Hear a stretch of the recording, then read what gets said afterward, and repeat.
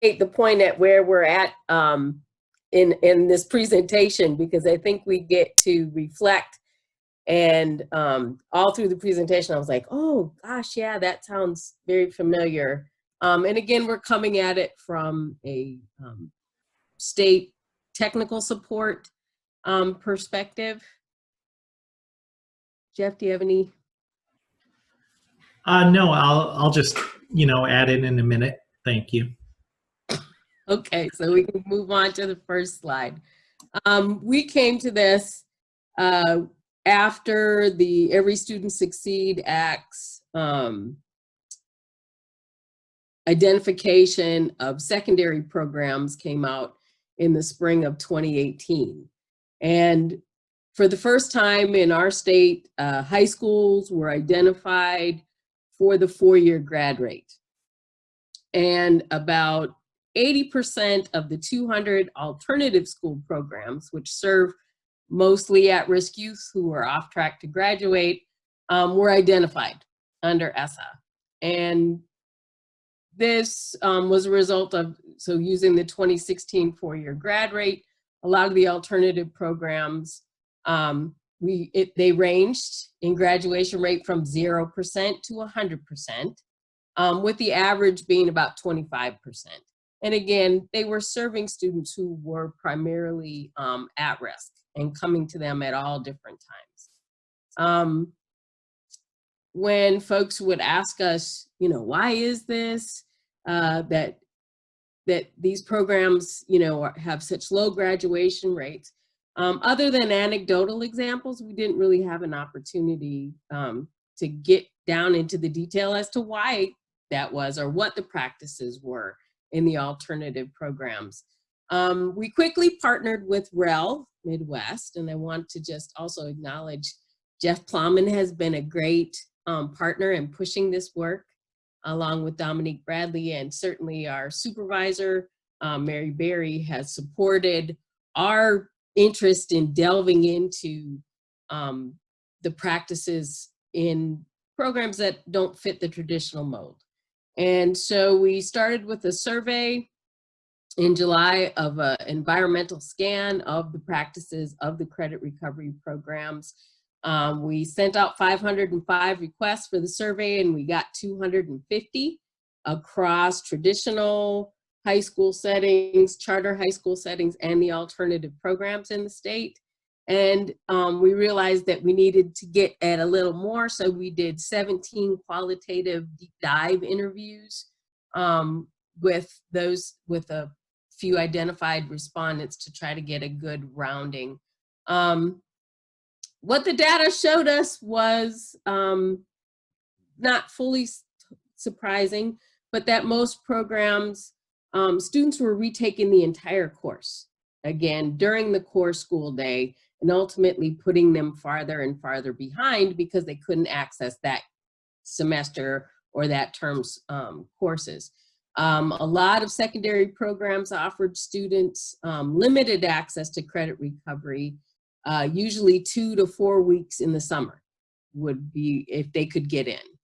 The findings also highlighted the high degree of variability about the when, the where, the how, and even who could access credit recovery in our state. And this really impacted student access and success based on whether they could even get to a credit recovery course before they were scheduled to graduate.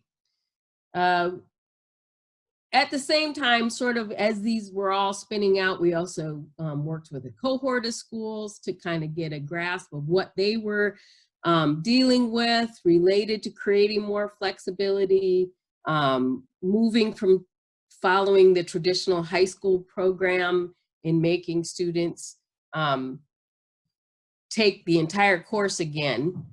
And that also then spun into working with where we're at right now, the network improvement community that REL, again, we're partnering, we love REL Midwest, to get at the practice piece, because what we realized is that it really is that mindset that everyone has referred to up until now about it has to be this way, and really being able to open it up to accept student choice and some of the other pieces that we will get into. But it's also, we're starting another virtual NIC for rural communities, rural programs, alternative programs in the state as well.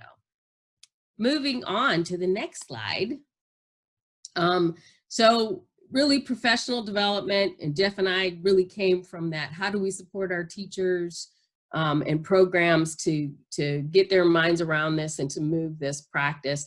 And based on the scan and the cohort work, it became clear that there were just a lot of misconceptions around the who, what, where, and when of offering personalized learning that can focus students on competencies instead of tasks or more arbitrary things.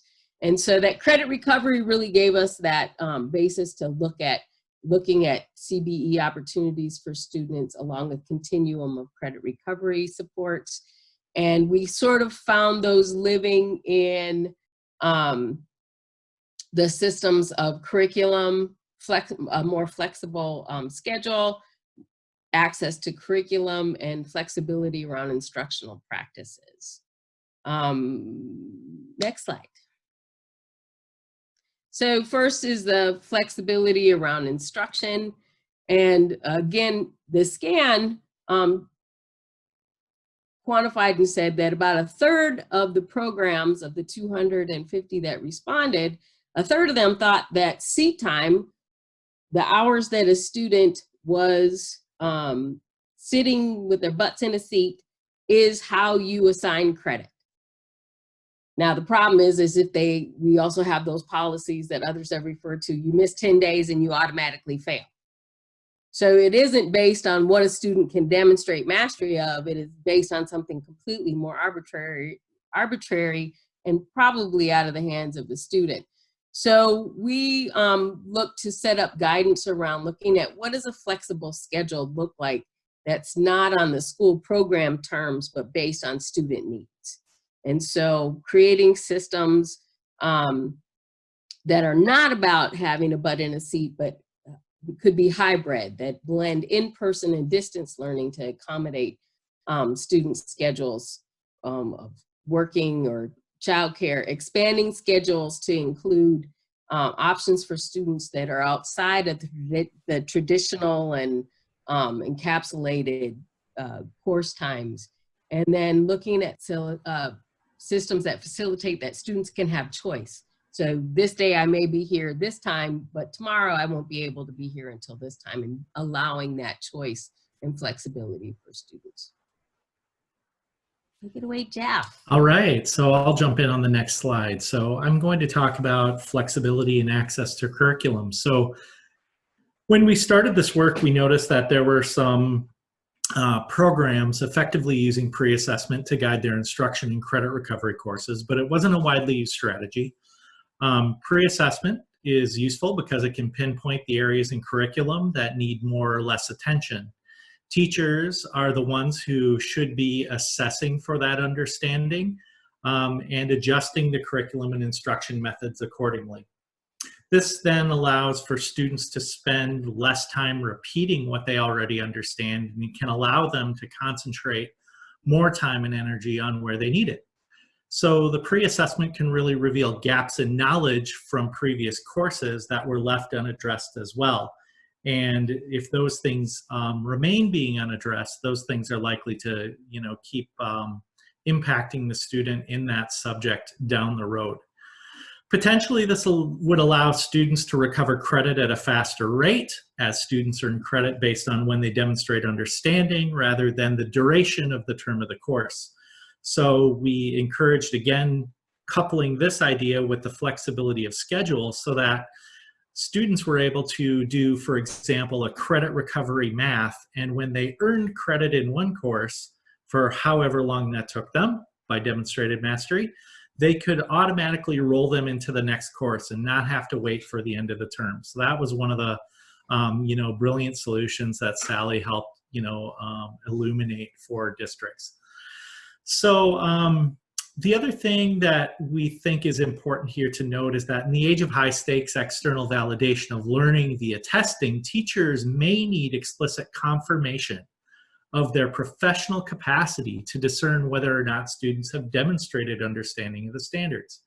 Teachers can reclaim their professionalism to apply standards-based criteria to determine when students have met standards and receive credit. So we think there's an element here and an opportunity to really kind of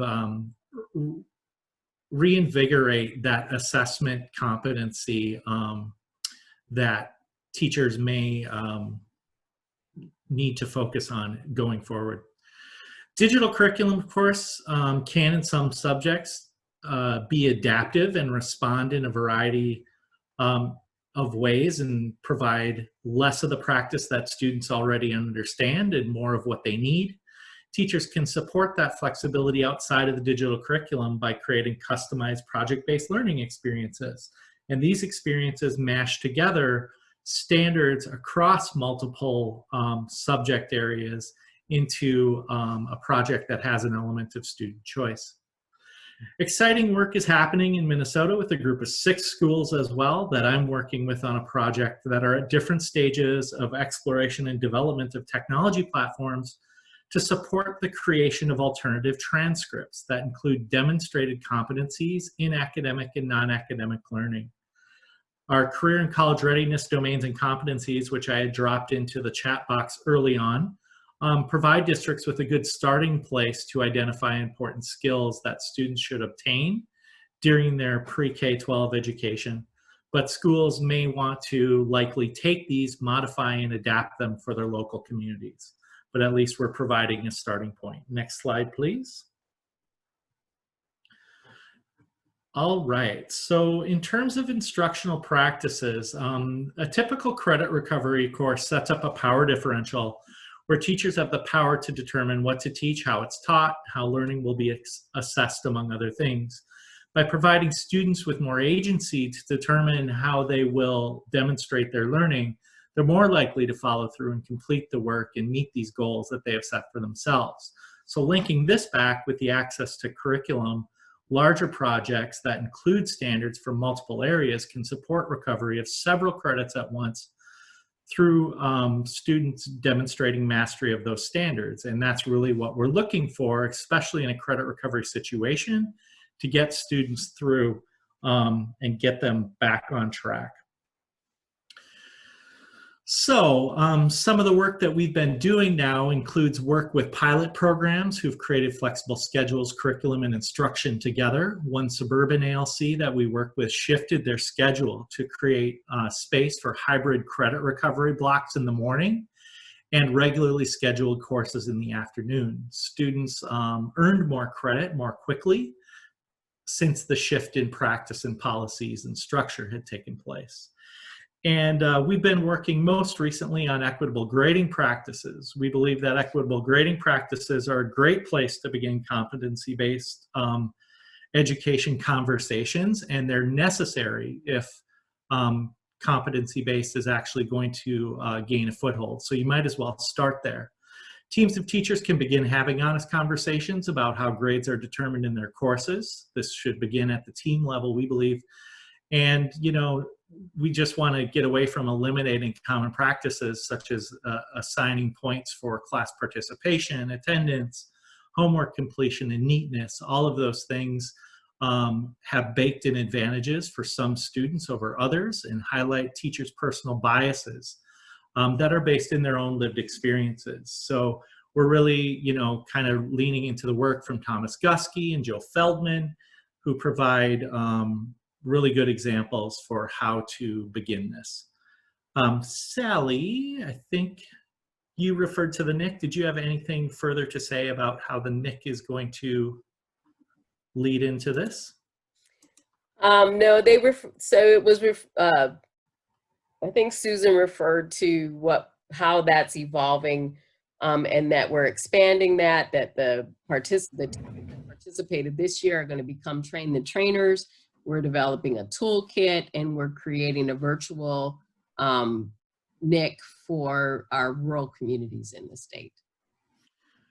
All right, so as we move on to the next slide then, this is our last slide in the presentation. So moving CBE forward in Minnesota, really what we need to do, I mean, what we can do right now, I guess, is what we'll say, is keep working directly with teachers and school-based teams. I think that is our strategy that Sally and I can access, certainly. To support increased flexibility and expand student choice and schedule, how and when they access their content, and how they demonstrate understanding. I think Sally and I can really help people navigate between the rigid system that we kind of have set up for collecting things like how our students in attendance, and be able to help people realize like how they can apply that in a flexible way that still meets our requirements for funding, for example. This approach supports teacher professionalism in applying equitable assessment practices that award credit when understanding is demonstrated, and this includes making assessment for prior learning universal. Staff, including education leaders at the Department of Education, may not we do have naturally varying levels of experience, training, and practical knowledge of CBE, and we need to acknowledge that ourselves and take necessary steps. So an expansion of CBE in Minnesota will really require a coordinated approach, starting with us and getting our terms straight and getting a team of people really committed to this in place. And developing the core beliefs necessary to support schools as they are pushing us forward into CBE, because that's really, I think, a fair assessment of how it's happening.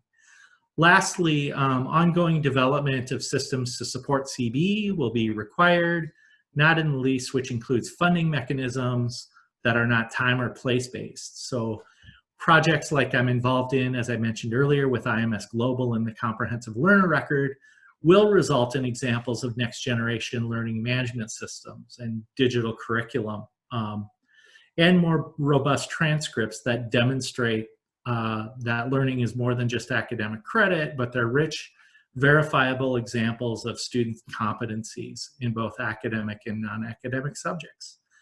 And that's where we hope to get to. So now I think, next slide. We're on to questions, maybe. Great. Thank you, Jeff and Sally, so much. I actually have a question. Is there someone in MDE, a school or district, can reach out to if they're considering starting to implement CBE practices? And what resources are available now to schools and districts? So I already mentioned that we have the domains and competencies from the Career and College Readiness Resource Guide. And I think that provides a really great place to start in terms of thinking about competencies as a whole. We don't really have a point person at MDE who is assigned the responsibility of looking after competency-based education. I would say probably Sally Reynolds and myself are the closest people to that work, and Sally's happy to take all your calls. Oh, I think what we do know are programs that we usually refer people to who have really focused on a piece of CBE work. And so it's really, like Jeff pointed out, the programs have pushed us to get more information to support them. And so we oblige by sending people right back to them to learn from them what they've learned. And I think, in all seriousness, like it will come through the type of program that they are, right?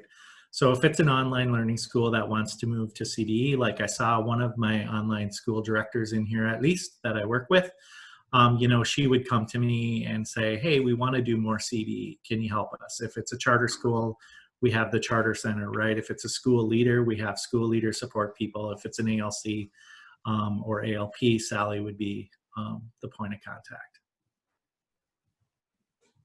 Okay, great. All right, well, thank you again so much, Jeff and Sally.